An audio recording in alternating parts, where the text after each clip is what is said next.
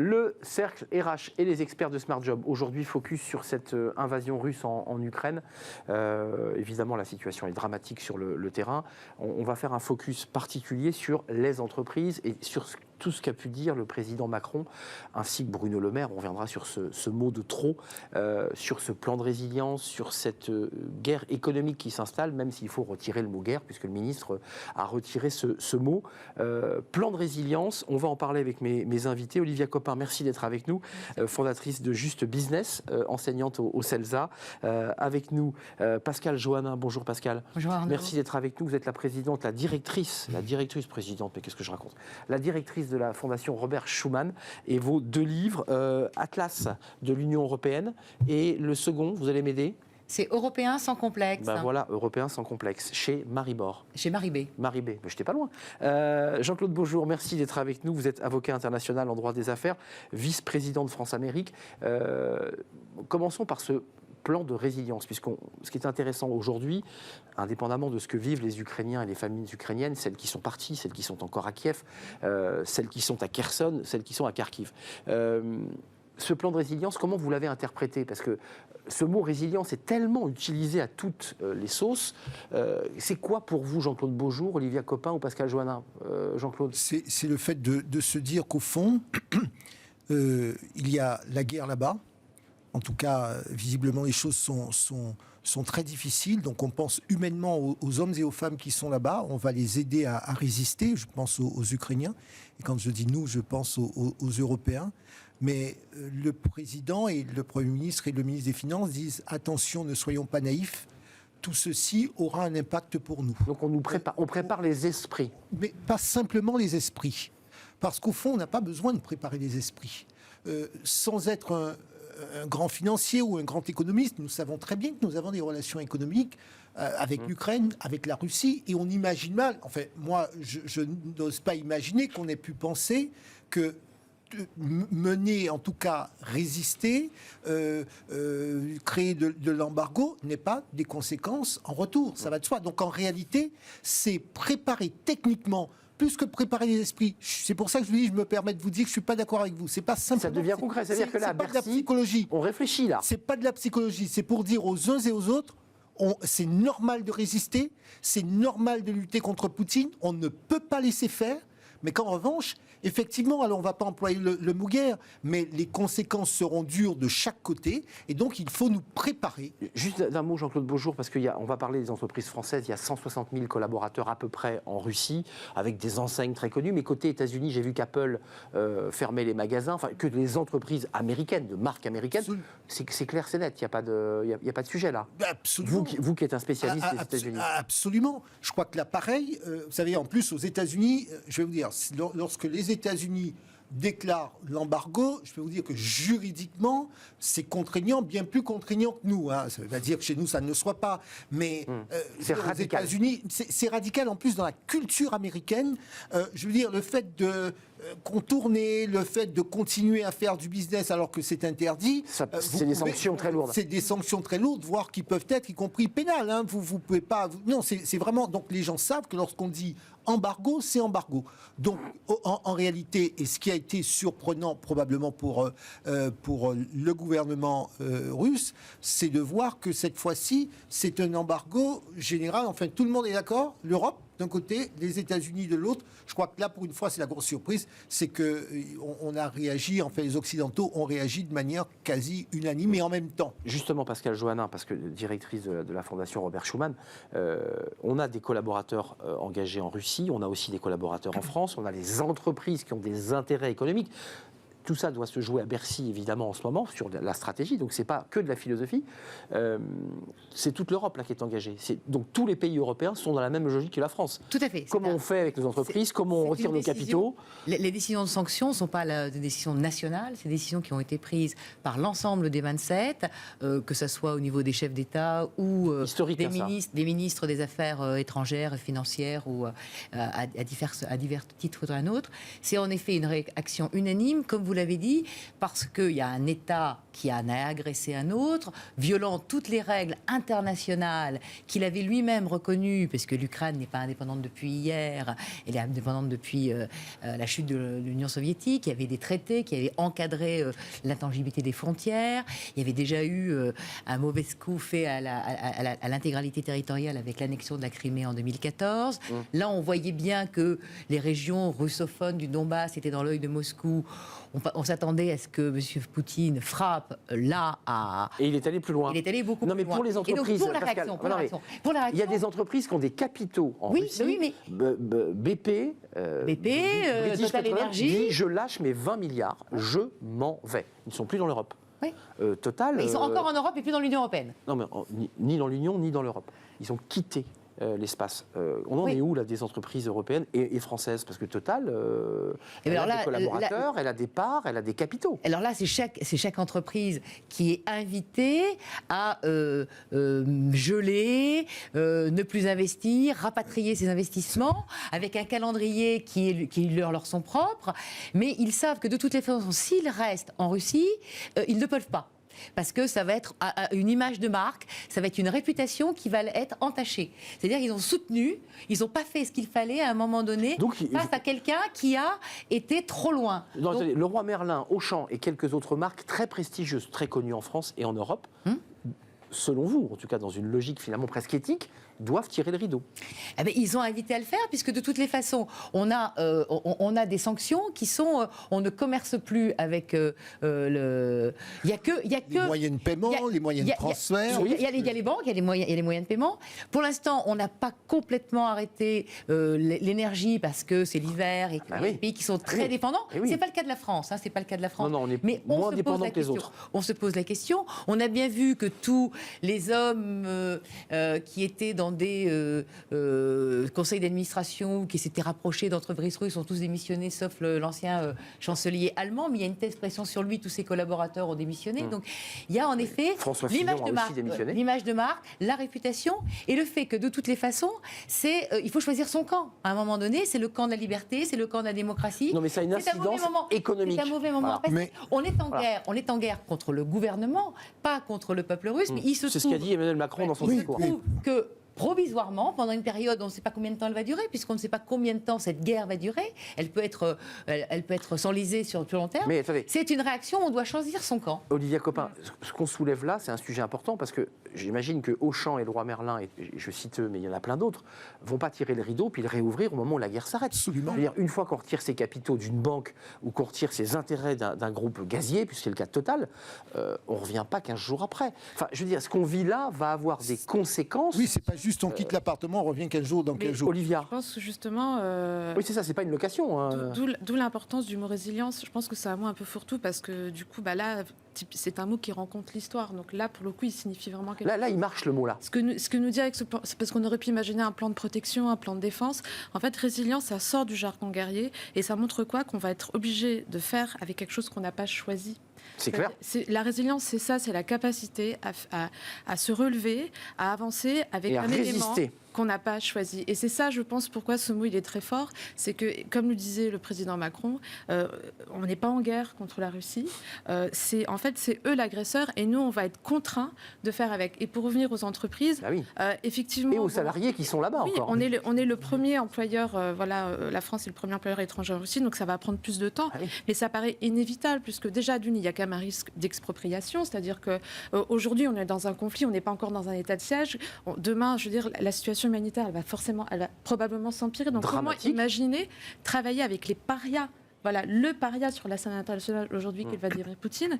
Et puis, il y a aussi un problème... Donc, ce qu'a fait BP a cédé ses actifs en disant « je vous demande rien, je vous les cède, je m'en vais ». Et puis, il y a un problème d'image. Le président Macron a bien dit qu'il y avait un prix à payer pour la paix. Donc comment on peut demander aux Français de payer ce prix-là avec l'augmentation du gaz, des énergies qui vont avoir un impact sur le pouvoir d'achat, alors que certaines entreprises continuent de commercer avec... Et il y a aussi un problème aussi éthique, c'est-à-dire on était malheureusement dans la perte du sens avec le Covid. Bon, là, comment imaginer, comment des entreprises françaises pourront dire aujourd'hui aux salariés, on reste en Russie pour des raisons purement financières. On a choisi aussi de s'intéresser au quoi qu'il en coûte, parce que c'est le retour du quoi qu'il en coûte. Avec le dossier ukrainien, le président a dit il y aura le quoi qu'il en coûte. Je veux dire, c'est un des éléments concrets de la résilience. Alors, on est d'accord, c'est bien ça. C'est une nouvelle version d'un plan de relance qui s'appelle résilience. Voilà. C'est un des éléments, mais c'est aussi un message pour le gouvernement, je ne parle pas des Russes, le gouvernement russe, c'est un message pour Poutine. Parce qu'en réalité, tous ces gens-là se sont dit que parce que nous avons des liens forts, parce que nous avons des intérêts forts, on pensait à l'énergie, ils ne feront rien, on les tient. Eh bien là, on est en train de montrer que précisément là-dessus, on est capable de revenir sur tout cela pour pouvoir ne pas céder au droit à la liberté, un certain nombre de règles fondamentales. Malgré les conséquences. Malgré les conséquences, nous sommes une société de droit. Moi, je voudrais juste aussi, parce que vous avez parlé des salariés, vous avez parlé des gens qui travaillent. Moi, je pense aux gens qui travaillent, à nos concitoyens qui travaillent à l'expatriation. C'est l'occasion pour nous, effectivement, de dire, attention, quand on part en expatriation, c'est vrai que les entreprises doivent prendre un certain nombre de précautions. Je le dis parce que... C'est le juriste. Nous, on a énormément de nos clients qui sont expatriés, on s'occupe d'expatriés, de filiales françaises à l'étranger. Donc, il faut prendre des précautions en termes d'assurance. Il faut que l'entreprise couvre. Il faut qu'éventuellement, il y ait des plans de retour. Parce que, vous savez... si on avait imaginé qu'on serait à expatrier ou rapatrier des Français de Russie, enfin de Moscou... Non, mais quel que soit... Moi, là encore, je vous dis, le principe, sujet que j'ai beaucoup étudié, prévoir. Le principe, quand on part à l'expatriation, quelle que soit la destination, il faut savoir que quand on est expatrié, on est étranger. Et donc, l'entreprise, il faut veiller à ce qu'on ait un plan de retour, il faut veiller aux mesures de sécurité qui sont prises. Vous avez des infos là, Jean-Claude Beaujour, sur le retour des Français ? Ça va être... ça s'organise sur le plan logistique. Et puis, vous avez bien dit, nous sommes, la France en tout cas, la France est le premier employeur étranger en Russie. Logistiquement, il faut rapatrier tout le monde. Vous avez un problème d'espace aérien, de sécurité. Évidemment. Vous ne pouvez pas juste dire... C'est la route, Paris-Moscou. L'ambassadeur a pris la route pour revenir à Lviv. Il n'y a plus d'avion. C'est terminé. L'espace aérien est tenu par les Russes. Mais non, mais sur l'espace aérien, et puis on a supprimé tous les vols. Tous les vols. La Russie a donc supprimé les vols. Elle est aujourd'hui... On peut encore aller à Moscou, j'ai regardé. En passant par Istanbul, en faisant un énorme détour. La Russie est aujourd'hui mise à l'index parce qu'elle a elle-même elle s'est mise dans cette position toute seule. C'est pas nous qui avons décidé à sa place, à la place du président russe. Donc il y a une réaction européenne et pas que française. C'est clair. On voit, on a vu tout de suite parce que ils sont beaucoup plus dépendants que nous, les Allemands, avec Nord Stream 2, etc. Donc on a en effet toutes les entreprises, premier acte fort, toutes les entreprises et tous les pays européens, quelle que soit leur taille, etc. Tous les liens avec la Russie, c'est une décision unanime. Et c'est une décision unanime qui va avoir des conséquences, en effet, à long terme, parce que cette guerre, on ne sait pas combien de temps elle va durer. Quand bien même elle se terminerait rapidement, il y aura une occupation, il y aura peut-être une résistance. Ce ne sera pas le jour d'après... pareil. Non, et puis la méfiance se serait installée. Il y a la Russie, mais il y a l'Ukraine aussi, parce que forcément l'Ukraine est un pays qui aujourd'hui est sous les bombes. Donc le risque à la limite, il n'est pas trop si vous habitez Moscou, il est plus si vous habitez dans les villes ukrainiennes.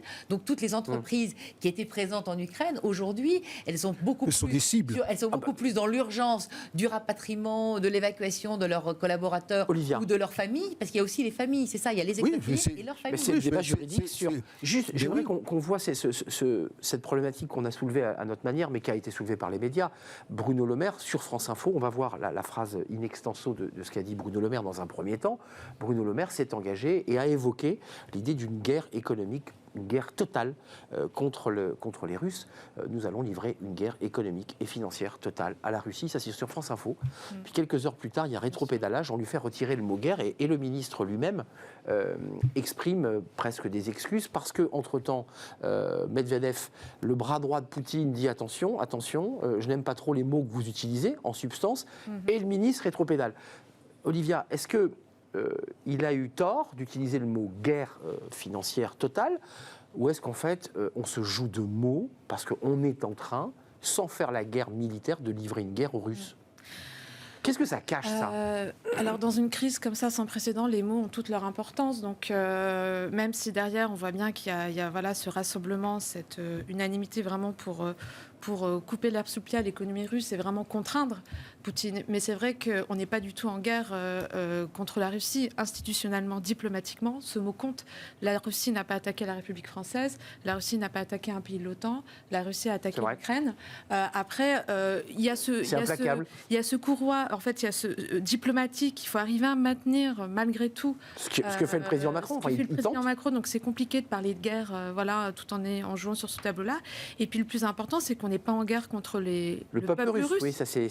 Donc en fait, c'est vraiment, voilà, il y a pas mal de, voilà, il y a pas mal de lectures, et c'est pour ça que c'est un étiage très fin là. Voilà, ce mot n'était pas le plus approprié, même si on comprend bien ce que vous l'assumez, vous, ce mot guerre totale ou pas? Ou il a eu tort? Non, mais je vais vous répondre. Je pense que dans l'emballement, on peut toujours utiliser tel mot inapproprié que tel autre. Il ne faut pas jeter la pierre au ministre Le Maire. Cela étant, oui, il faut faire attention à ce que, en réalité, nous avons un différend. Nous avons un différend, et que ce différend, nous entendons le régler par un isolement économique et social. Donc c'est pas une guerre, on est d'accord? C'est pas une guerre au sens juridique, au sens droit international. Tout ce que vous m'avez décrit depuis le début de l'émission est quand même d'une terrible violence, non seulement à l'égard de Poutine, mais excusez-moi, mais à l'égard du peuple russe, parce qu'ils vont en subir les conséquences. Non, mais là on a parlé de sanctions. Attendez, on a parlé de sanctions, mais ces sanctions, on les a utilisées sur d'autres conflits. Ce sont des sanctions économiques. Et ces sanctions économiques, c'est la raison pour laquelle j'ai toujours dit, il faut que ces sanctions économiques soient extrêmement ciblées, extrêmement efficaces pour effectivement faire réfléchir la partie adverse. Mais sur le fait qu'il faudra un jour revenir à la table des négociations, tout conflit se termine par les négociations. Quoi qu'il arrive. La phrase de Medvedev, c'est de dire attention, toutes les guerres économiques, c'est la phrase exacte, se terminent par une guerre. La guerre, sans rajouter le nucléaire, puisque tout le monde a ce mot sur la bouche. La guerre, elle existe. Elle est en effet en Ukraine aujourd'hui. Ce pays est attaqué. Donc la guerre, le mot guerre militaire, conventionnel. Au sens traditionnel du terme. Et là, nous n'allons pas faire la guerre à l'agresseur russe parce que nous n'avons pas aucun intérêt. Par contre, nous allons lui empêcher de faire n'importe quoi. Et donc, des sanctions ont été prises par les Américains, par les Russes, par les Européens. Mais quand vous regardez la liste des gens qui ont été sanctionnés, c'est ciblé, ça n'est pas le peuple russe, c'est Poutine, les proches de Poutine, Lavrov, les oligarques, en effet les gens qui bénéficient du système russe, qui peuvent voyager, qui ont les moyens de se payer, parce qu'il ne faut pas oublier que l'économie russe ne va pas bien avant la guerre. Le rouble et l'économie allait mal. C'était une économie qui était déjà mal en point. Le Covid avait été particulièrement flagrant là-bas et on n'avait pas trouvé le vaccin. Sputnik, c'était pas bien. Il y avait donc déjà une crise économique. Donc cette crise économique va être aggravée, si je puis dire, par la crise qu'a ouverte le peuple russe est résilient par ailleurs. Voilà, le président. Oui, mais cette guerre n'est pas populaire en Russie. On a bien vu qu'il y avait des manifestations qui étaient déjà dans la dimension guerrière. La dimension guerrière. Les manifestations. La dimension guerrière, voilà. Je pense que ce qui sera déterminant, c'est l'impact social des sanctions économiques. Et ils ne pensaient pas, les Russes, que les Ukrainiens se défendraient, qu'ils résisteraient, qu'ils seraient peut-être plus dans la slavophilie en disant. Mais avant de nous quitter, il y a une question que je me pose par rapport à nos entreprises françaises. Excusez-moi d'y revenir, mais 160 000 collaborateurs, on est très engagés dans ces pays. J'imagine que le groupe Auchan, que l'ensemble des très grandes entreprises engagées sont réunies en ce moment et se disent qu'est-ce qu'on fait? Bien sûr. On ferme les magasins. Je vous le confirme, certains de nos clients, on est d'accord. Des data rooms là-dessus. C'est-à-dire organisation du rapatriement, mercenaires privés, comment on les rapatrie, par quel corridor, puis ensuite quels sont les actifs qu'on laissera sur place ou pas. Qui va gagner dans ce bras de fer? Parce que si ce n'est pas une guerre économique, c'est en fait un jeu d'embargo réciproque. Il y a quand même une inquiétude. Qui va payer le plus cher le prix de tout cela? Parce que les Russes, on l'entend, ils risquent de payer cher. Mais nous aussi. Mais en fait, nous aussi. Mais tout le monde est tout le monde est perdant à partir du moment où on subit un conflit, on subit une invasion que personne n'a choisie à part Vladimir Poutine. D'où l'importance du mot résilience. C'est-à-dire qu'on n'est pas en train de dire on va se défendre. On peut rien faire là. En fait, on est juste obligé de faire avec ce qui se passe. Et je pense que pour les entreprises françaises, comme pour les citoyens français, et malheureusement comme beaucoup de citoyens russes, on va devoir gérer les dommages collatéraux de ce conflit. Et on n'est qu'au 6e jour. On n'est qu'au 6e jour de ce conflit-là. Donc, je pense qu'il faut vraiment, oui, il faut soutenir l'effort des entreprises françaises, mais il faut aussi remettre les choses à leur place. La priorité, c'est quand même de couper et de mettre le plus de pression possible sur pour que la guerre s'arrête. Pour que la guerre s'arrête, parce que si on le fait pas maintenant... Va-t-elle s'arrêter avec les pressions économiques? Il y a en effet aujourd'hui des négociations qui ont lieu, parce que tout en étant en guerre, il y a des négociations, des pourparlers qui existent au nord, à la frontière polono-biélorusse, avec en effet toujours ce canal diplomatique, parce qu'il ne faut jamais penser que ça s'arrête. Donc il faut essayer de trouver. On ne sait pas si ça va marcher, mais on sait qu'aujourd'hui le mot cessez-le-feu est dans l'agenda. Alors, mais je leur dis, Pascal, l'entreprise qui vous écoute, elle se dit, mais attendez, c'est bien beau tout ça, mais si ça s'arrête, qu'est-ce qu'on fait? On retire nos billes ou pas? Excusez-moi d'être un peu brut. C'est une question de fond. Il y a deux choses. Il y a tout d'abord le principe, et puis après, comment est-ce qu'on l'applique. Tout d'abord, je voudrais préciser que quelques dossiers éclairés que j'estime bien sur sa compétence technique, Hubert Védrine, a rappelé effectivement qu'il fallait que l'action diplomatique se prolonge, qu'elle continue, parce que de toutes les façons, il faut des discussions. Il rappelait que même au plus fort de la guerre froide, il y avait des discussions. Ce que dit Pascal Joannin, il faut continuer. Donc il faut continuer. Et d'une. Deuxièmement, techniquement, qu'est-ce que l'on fait en pratique pour les entreprises? Moi, de ce que je vois sur ce qu'organisent un certain nombre d'entreprises, ce ne sont pas mes clients, mais je le vois, je sens bien que l'objectif, c'est quel calendrier on emploie. Est-ce qu'il y a un retrait? Comment s'opère ce retrait? Il ne faut pas oublier qu'il n'y a pas que des Français. Il y a aussi des Russes ou des Ukrainiens qui travaillent dans les entreprises françaises. Les entreprises. On a dit employeurs étrangers, ça n'est pas qu'exclusivement employeurs d'étrangers dans ces pays-là. Donc comment est-ce qu'on s'organise? Par exemple, des gens à qui on va dire on s'en va, on s'arrête, quid des rémunérations? Ce qui veut dire par exemple, les Ukrainiens à qui on va dire comme on s'en va, on vous laisse. Voyez un peu les conséquences. Et vice-versa pour les Russes. Ils étaient très contents de leurs collaborateurs, on leur dit on coupe le contrat, on s'arrête. Exactement. Donc tout cela prend probablement un petit peu de temps. C'est la raison pour laquelle ce temps-là, on doit l'utiliser pour la diplomatie, pour obtenir un cessez-le-feu, parce que j'imagine très bien qu'en face, ils attendent quelque chose pour ne pas, parce que Poutine n'a peut-être pas non plus intérêt à s'arrêter comme ça en disant je suis le grand perdant, à la fois parce qu'il y a son entourage, parce qu'il y a sa population. Donc il faut... Ça serait une défaite politique pour lui. Bien sûr, voilà. Une humiliation. Donc il faut regarder en étapes qu'est-ce qu'il peut y avoir comme élément qui puisse dire je reviens, cesser le feu et je reviens à table des négociations. Un mot chacun, Olivia Copin et Pascal Joannin. En tout cas, les entreprises françaises, je ne pense pas que ça sera comme le Covid, on va déconfiner, reconfiner, là elles vont devoir partir pour revenir. Je pense que c'est pour ça que quand c'est fini, c'est fini. Il y a deux mots-clés, il y a le mot résilience qui pour moi encore est très important parce que c'est un mot qui vraiment, la résilience ça prend du temps. Donc on est vraiment sur le temps long. Et puis le changement d'époque dont a parlé Emmanuel Macron, je pense que ça aussi c'est des termes forts pour montrer qu'une page se tourne et que les entreprises françaises, ce qu'on est en train de mettre en place là, c'est parti pour durer. Et notre transition, je me permets pour vous donner la main en conclusion, notre transition énergétique, plus que jamais d'actualité. On a eu la crise Covid qui a transformé les organisations du travail, le télétravail. On a cette crise et cette guerre ukrainienne qui nous oblige à aller encore plus vite.